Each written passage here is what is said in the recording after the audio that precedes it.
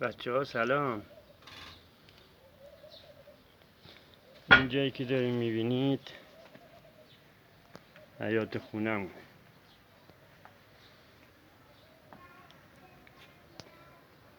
اینم نمای کلیشو براتون میگیرم که ببینید.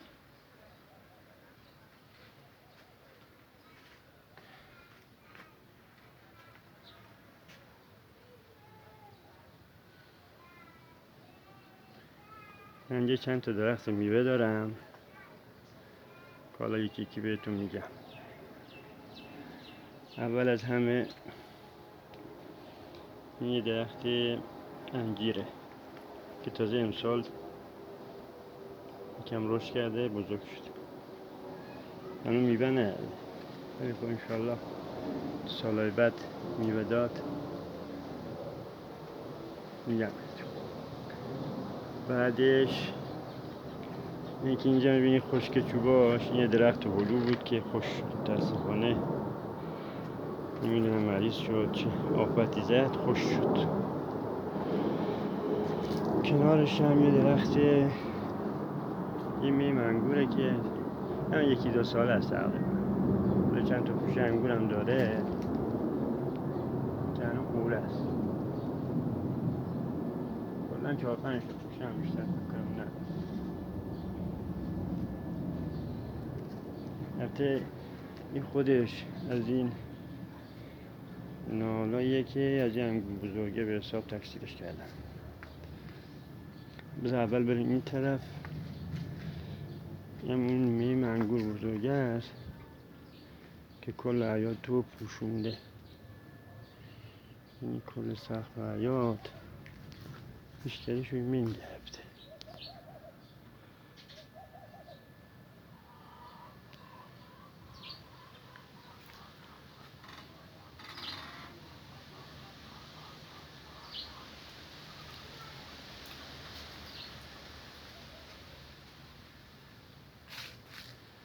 این میمه اینجا کنار تخت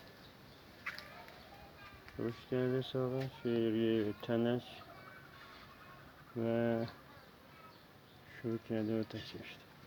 همونطور روی انگوراش هم که هنوز تازه قوره است. حالا انشالله برسه عکس میذارم براتون. بعد خدمت شما که انگور که از این انگورای قرمزای دونه درش هست که دانه داره داخلش، از این ماشالله انگور بزرگ و پرباری هم هست. هر سال هم میوه خوب میده.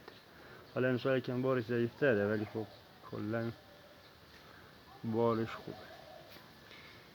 خب حالا بریم این برم که من 2 تا درخت زردآلو دارم. این زردآلو بزرگه، الان 7-10 ساله است. حالا فیلم های که میذارم زردآلوی همین درخت. میوهش کم هست ولی ماشاءالله میوهاش درشته. زردآلوی بغلیش هم که این باشه، این هم تقریبا یه درخته زردآلو کوچکتره که البته این خودرو اون خودش سبز شده بود، من نکندم، خودش رشد کرده، هر سال میوه هم میده. یعنی این الان حساب کنی این زردآلو بزرگه بیشتر میده و من میوهاشم بهتون میگم، میذارم فیلماشو.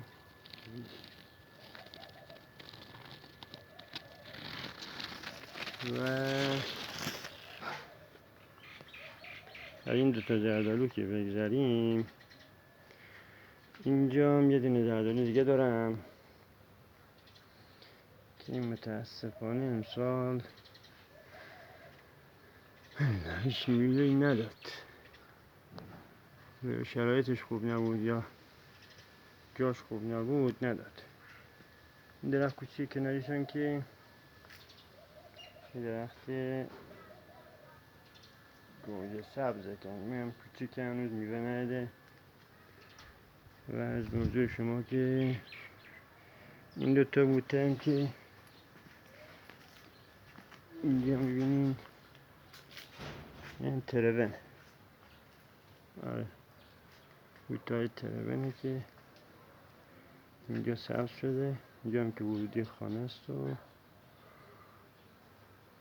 این درخت بزرگی هم که اینجا میبینین یه درخت جنگلیه که سبز شده. من نکندمش، گفتم بذار باشه سایه داره تو خانه. حالا میخوام یه چیز جالبتر بهتون نشون بدم که از همه مهمتره، خوشمزه تره. این نردبون هم برای همین گذاشتم اینجا که بریم بالا و اصل جنس رو بهتون نشون بدم.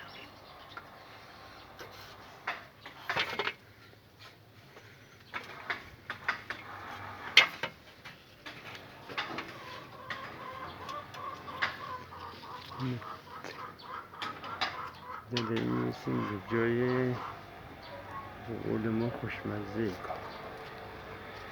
اصل مطلب که بودم همینجاست. بله میوه های زردالو که دیگه الان وقتی کندن شده. منم اومدم که بچینم. چه میوه هایی هم داره.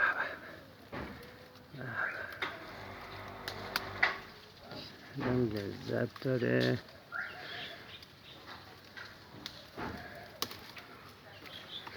که آدم میوه های باغ خودشو بچینه. اینقدر این کار لذت داره فکر نکنم تو میوه این لذت رو بده.